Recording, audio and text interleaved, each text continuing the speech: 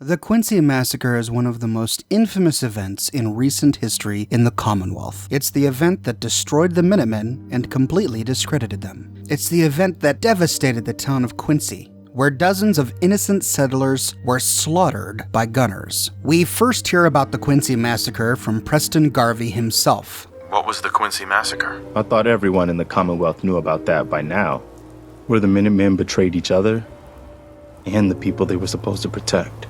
I was with Colonel Hollis's group. A mercenary group called the Gunners was attacking Quincy. The people there called for the Minutemen to help. We were the only ones that came. The other groups, they just turned their backs on us and the folks in Quincy. Only a few of us got out alive. Colonel Hollis was dead, so I ended up in charge of the survivors. We gave the Gunners a hell of a fight. Who? But we never really stood a chance. There were just too many of them and too few of us. His failure and the failure of the Minutemen at Quincy has haunted Preston ever since. But news of the Minutemen's failure has reached far and wide throughout the Commonwealth. Settlers are quick to remind you about the Minutemen's failure at Quincy whenever you come to their aid. You're with the Minutemen?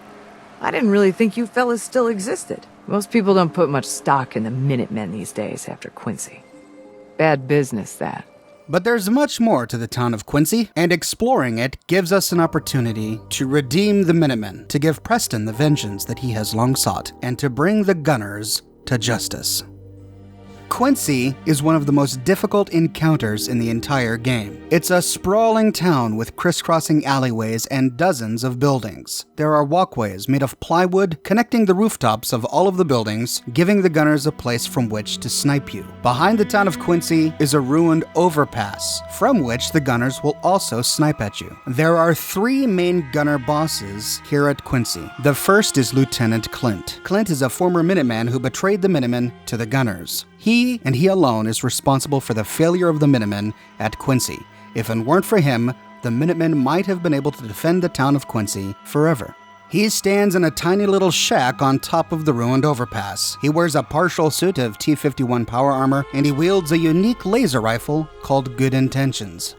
Next in command is Baker. He wears a Ushanka hat and wields a missile launcher from atop the ruined church. He also wields a Fat Man. This makes your invasion of Quincy even more difficult, because as you near the church, you often hear the whistle of mini-nukes raining down above you. The church itself has been turned into a bit of a power armor garage. Inside we find a power armor station and we find Sturge's terminal. Sturges, Mama Murphy, and the Longs were some of the settlers whom Preston and the Minutemen tried to defend when gunners attacked Quincy. And third in command is Tessa. Tessa hangs out in the Quincy police station next to the Super Duper Mart. She wears a partial suit of power armor, but carries the unique power armor piece called Tessa's Fist. She's a former raider, and she has a lot of impetuous raider instincts. This becomes a cause of conflict for the gunners later. Southwest of the church is a ruined apartment building. The top floor of this apartment building was Mama Murphy's home. We find a stash of Mama Murphy's chems on a balcony just outside her bed, and it's here that we find Mama Murphy's note. In the bottom floor of Mama Murphy's apartment was a former gun shop. It also sold ammunition, clothing, and scrap. In the southern portion of this same building, we find a small diner, which can only seat 3 people, as there are only 3 stools. Just outside the gun shop was an inn with rooms for rent. In the courtyard outside the inn was Fenton's Foodstuffs, a small outdoor food marketplace. East of Fenton's was Mayor Jackson's home. Jackson was in charge of the town of Quincy when the gunners attacked. It's he who called for the help of the Minutemen, and when the Minutemen arrived, he was so grateful that he put the Minutemen up in his own home for the duration of the siege. South of Jackson's home is one of the many entrances to Quincy. Here we find a sign that says, "All are welcome," next to a large gate. South of the gate is a side entrance into the town. This is a locked door that you may use to sneak into the town. It comes out right next to the liquor shop. Inside the liquor shop is one non-functioning terminal, as well as a safe that you can loot. Southwest of the liquor shop is the Long's Pharmacy. This was owned and operated by June and Marcy Long, as well as their young boy Kyle. We find their bedroom on the floor floor above the pharmacy. On the cabinet next to their bed are a bunch of cigars. Looks like June was a former cigar smoker. And then in Kyle's bedroom, we find blood splatter on the wall next to his bed and on the floor beneath his bed. We also find a handprint on the floor. We know this is his bedroom because his toys are all laid out, including his baseball cap. In my game, I rescued his baseball cap from Quincy, and I gave it back to June. In the middle of the road, southwest of the Long Family Pharmacy, are the ashes of a bonfire. This is how the gunners disposed of the bodies of the settlers and Minutemen they killed here in Quincy. West of the bonfire is a flatbed truck with 3 cages on top. This is where the gunners imprisoned the settlers and the Minutemen who surrendered before executing them and disposing of their bodies on the bonfire. In the southwest corner of the town, we find the graveyard. Here, a lone gunner stands watch from a guard tower perched above the fence. In the far western portion of the town, we find another gate. This one connects the Red Rocket truck stop and the Quincy quarries to the town of Quincy. On the eastern side of the town, we find the metro station. Here, we find a stairway that leads down to the road below, but it's been filled in. This is something that Sturgis and the Minutemen did before the gunners arrived. Just east of that staircase is the Quincy station itself. This leads to a broken train that has been booby-trapped with a missile launcher and 2 laser tripwires. The broken train leads down outside of the town. This is one of the best ways to enter the town using stealth. This puts you into the town just north of the church, and from the church you can climb to the bell tower to reach the overpass. On the eastern part of the town, we find another gate leading out into the Commonwealth. From here, we can see the wreck of the FMS Northern Star and Poseidon Energy off in the distance. That's the lay of the town. Now let me piece together what actually happened here in chronological order. One day, a trader arrived at Quincy. This trader was carrying a whole lot of chems, and of course, Mama Murphy got happy. She bought a bunch of chems from the trader and then locked herself up in her room. She took chems all night until at the end of the evening, the chems triggered a vision. In her vision, she saw the town of Quincy burning. Gunners had taken over the town, and the bodies of the town's residents lie burning in the streets. The vision terrified her, and so she went to Mayor Jackson to urge him to call for the Minutemen. Now, Mayor Jackson really liked Mama Murphy. He was concerned about her chem use. Both he and Sturgis had repeatedly told her to lay off the chems, but Mama Murphy feels that it's her duty to take chems because she's the only one that has access to the site. With the site, she can prevent atrocities from coming, like the atrocity that's about to hit their own town. She pleads with Mayor Jackson, call the Minutemen. Now, June and Marcy of Long's Pharmacy heard of Mama Murphy's vision, and they were incredulous. June says, I can't believe that Mayor Jackson is actually trying to get the Minutemen out here based on Mama Murphy's drug-crazed hallucinations. Marcy tried to explain to Mayor Jackson that Mama Murphy was just an old loon, and that they should ignore her. Sturgis, on the other hand, believes her. In his terminal, he says, it sounds crazy, but she's been right about things before. With Sturgis' help, Mama Murphy convinces Mayor Jackson to call for the Minutemen to help. A few days go by, and the Minutemen have not yet arrived. But the residents of Quincy decided to take matters into their own hands. They began to work on defense fortifications. 2 of the residents, a man named Sloan and a woman named Irma, were making repairs to the wall of Quincy when they saw some gunners sneaking around by the nearby Gray Tortoise cigarette warehouse. The residents tried to scare the gunners off, but they didn't budge. The gunners marched around to the monorail side of the town and began to climb the stairs, and just as they were about to enter the town, the Minutemen showed up. Led by a man named Colonel Hollis, the Minutemen pushed back the gunners, killing many of them. Colonel Hollis tells us in his terminal that they killed about a third of the entire gunner force, but at least a dozen of the gunners managed to escape. Hollis says that Mayor Jackson was practically in tears when the Minutemen arrived. He was so grateful when the Minutemen showed up that he gave the Minutemen access to his private home to use as a barracks until this whole situation was over. With the gunner force repelled, the Minutemen got straight to work. Preston Garvey worked with the residents to set up better walls. Hollis worked with Sturgis on some of the power armor. Sturgis has a lot of friends over at the Atom Cats garage, and so he worked with the Atom Cats to try and repair some of the suits of power armor that he had inside the church. Fenton, the guy who ran the Fenton Eats shop, is the one that helped Sturgis get the power armor up from the Atom Cats garage and into the church. Apparently Fenton really liked to drink. Sturgis is going to help pay some of Fenton's tab for his help with the power armor. But they're having no luck with the power armor, even when they put a fresh fusion fusion core in the power armor, it won't start up. Colonel Hollis is really hopeful that Sturgis can get the power armor working because he can foresee it becoming invaluable if the gunners ever decide to come back in greater numbers. June and Marcy are shocked that Mama Murphy was actually right. They don't go far enough to actually apologize to Mama Murphy, but they at least admit that she was right. Their son Kyle is completely awestruck by the Minutemen. Seeing the Minutemen charge into battle and defeat the gunners and protect the town, young Kyle has been following the Minutemen around like a puppy. Kyle says that he's going to join the Minutemen one day, which is an idea that his father June is not terribly fond of. June really doesn't have a lot of faith in the Minutemen. He says that one day he's going to have to break it to his son that the Minutemen are not everything that he's heard of in the stories. And Marcy has been complaining about the number of Minutemen who actually showed up. Yes, they repelled the gunner advance, but once the gunners come back with more forces, they could probably easily overpower the Minutemen who are here. She is extremely vocal about her concerns, but Colonel Hollis assured the residents of Quincy that more Minutemen were coming. Colonel Hollis sent out word to the Minutemen requesting more forces. He's hoping that at least Colonel Marbury will be able to show up and help. But the days go by. Their defenses are looking good, but every day the gunners attack. Defending the town is becoming a daily chore for the Minutemen. They filled in the stairwell next to the monorail with rubble. That's the entrance that the gunners used the first time to gain access to the town, and they patched all the holes in the walls that they could, locking as many doors and gates as possible. It was Colonel Hollis that had Sturgis put a bunch of walkways connecting all the rooftops in the town. It was his idea that if any of the gunners breached the walls, the Minutemen would be able to climb on top of the roofs quickly to organize a counterattack. Even though the gunners are attacking the town daily at this point, Colonel Hollis has faith that he can hold out. He says, "We've got plenty of food and supplies, we can wait them out," but he's really disappointed that even though he called for reinforcements, no reinforcements have arrived. Not a single person has showed up, he said. To make matters worse, young Kyle got injured. Kyle has been in love with the Minutemen ever since they arrived, and he's been following them around on their patrols.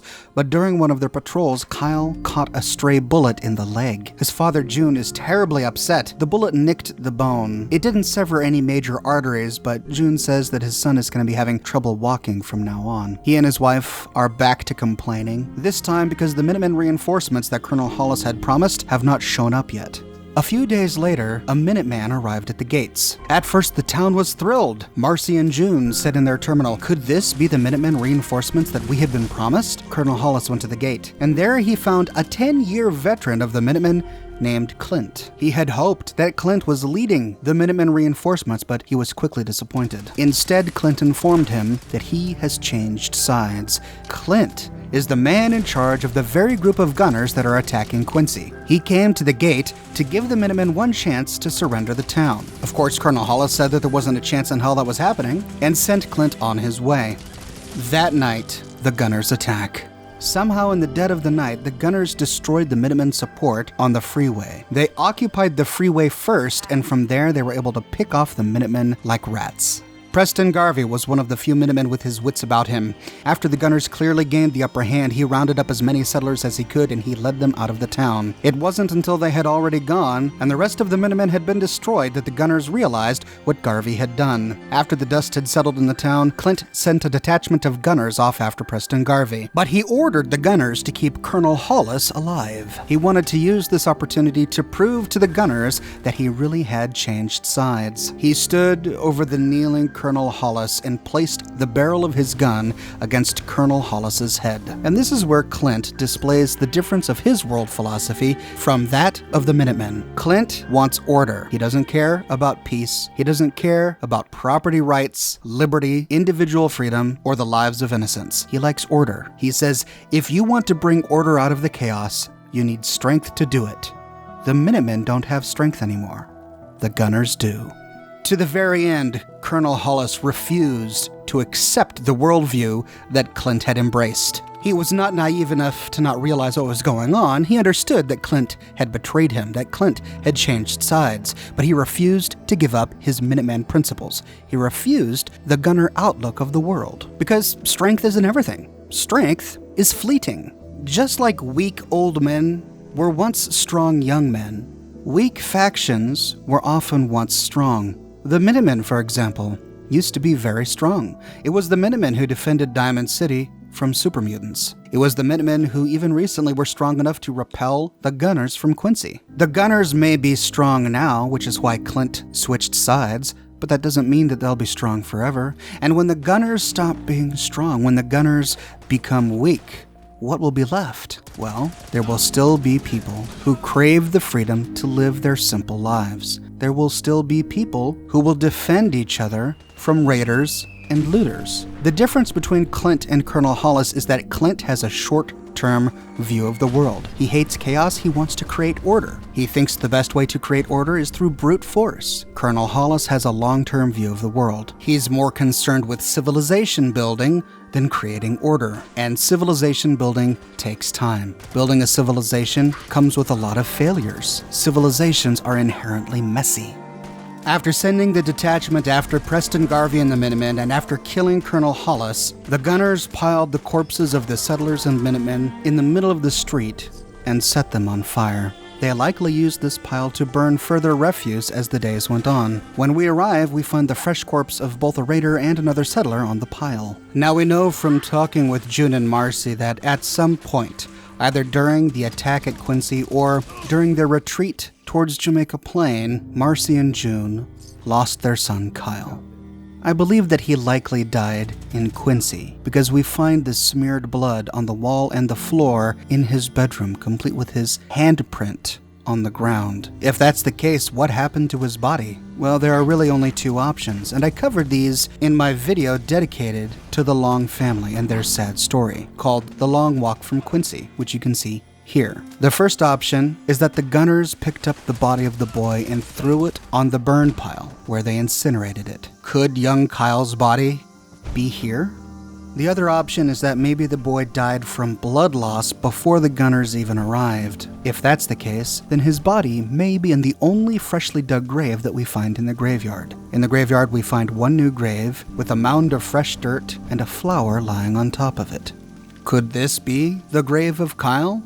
I can't imagine the Gunners burying their own dead. They don't seem to be the sentimental type. And the settlers couldn't have buried their own dead after the attack because they fled under cover of darkness. No, this grave must have been dug before the Gunners finally attacked. And the only one whom we know was injured before the Gunners attacked was young Kyle himself. I think the most likely explanation is that Kyle died from either infection or blood loss after getting shot in the leg, and that June and Marcy buried him here. The rest of the town, Mayor Jackson, Sloan, Irma, Fenton, and Colonel Hollis are all smoking in the middle of town. Now, after the Gunners successfully sacked Quincy, Clint continued to have problems with his subordinates, particularly Tessa. They placed their main camp on top of the freeway overpass so that they didn't suffer the same fate as the Minutemen. Had the Minutemen been occupying the overpass, things might have turned out quite differently. Clint then established contact with GNN. This is Gunners Plaza. Then he made sure that Captain Wes at Gunners Plaza had a long talk with Baker and Tessa to remind them that they are to report directly to Lieutenant Clint. It's then we learn that his rank was his reward for delivering the town to the Gunners. Clint must have abandoned the Minutemen and then gone directly to Captain Wes at Gunners Plaza. Captain Wes likely expressed his frustration that the Gunners had been unable to take Quincy, and Clint, a former Minuteman and knowing how the Minutemen operate, volunteered to take the town to prove his worth. Captain Wes likely awarded him the rank of lieutenant and command of that gunner force if he was successful. It's also interesting to note here that in his terminal, Clint talks about having to check in with the gunner medic to get his blood type checked. He says, "The Gunners are going to tattoo my blood type on my forehead. It seems unnecessary, but if the gesture will convince the rest of the Gunners, then it's probably worth a bit of pain." Now, Baker fell in line really quickly. Nothing convinces a soldier more than success, and the success of Lieutenant Clint's strategy at Quincy greatly impressed Baker. But if anything, after talking with Captain Wes, Tessa has become even more subordinate. Part of it has to do with jealousy. Lieutenant Clint is a new gunner. He's only been part of the Gunners for a short period of time, and he already outranks Tessa. And part of it is practical. She's worried that Clint will betray them in the same way that he betrayed the Minutemen. She continues to harangue Lieutenant Clint about allowing Preston Garvey and the settlers to escape in Jamaica Plain. She was the one who insisted that they send a detachment after Preston Garvey, and Baker is very glad that Clint obliged. But Clint says Tessa's continuing to think like a raider. Yes, it would have been nice to kill Garvey and all of the women and children that he saved, but they're no longer a threat to us. As gunners, we should be focusing on the real threats, not a bunch of harmless women and children. Of course, the irony is that if you side with the Minutemen and you come back and destroy him, then it means that Tessa was right. Leaving Preston alive seals his own eventual fate. But for the moment, Tessa is making his life miserable, and so he's gonna make her life miserable. He figures that if he can keep Tessa busy, then she just won't have any time to continue to complain. So he sends her to the parking garage of the nearby Super Duper Mart to clear it of all of the rad scorpions. Well, Baker doesn't want to lose Tessa. They've been in the Gunners together for quite some time, and so he sends her a friendly holotape warning her. Look, Tessa. The orders come down straight from Captain West. Clint has the command here, and that's just how it is. If you keep running your mouth off, he's gonna make an example of you to show that he's still in charge. And why do you think he picked you to deal with those scorps down at Super Duper Mart? Now, maybe you got away with that shit back when you were running with raiders. The Gunners stick to the chain of command. Besides, we wouldn't have been able to take Quincy without him, and you wouldn't have that sweet power armor. So get over it. Baker out. That's why we find Tessa by the Quincy police station. This is right next to the Super Duper Mart parking garage. And Tessa is really annoyed. She complains in her terminal that every time they kill those scorpions, more just seem to arrive. So instead, she rigged up a bunch of explosives at the parking garage to hopefully clear them out that way. We also learn that she has feelings for Baker. She was about to tell him how she felt about him until the detachment that Lieutenant Clint had sent after Preston Garvey and the settlers came back. Once she learned that they had failed, that they had only managed to pick off a few at Jamaica Plain, she says that she, quote, kinda lost the mood. But not even Baker's holotape to her could change her mind. She is still spewing venom at Lieutenant Clint. And in her holotape, she responds angrily to Baker. Fuck you, Baker. It's been over 3 years since I was in the gang, and I've been working my ass off, same as you. And this Minuteman asshole just turns traitor, and Captain West gives him command of the unit? It's bullshit, and you know it. You can't tell me you trust this guy. I may have been a raider, but I never rolled on my people the way Clint did. He's keeping us separated so that when he puts a gun at the back of your head, I won't be there to help you. Watch your back, Baker. Tessa out.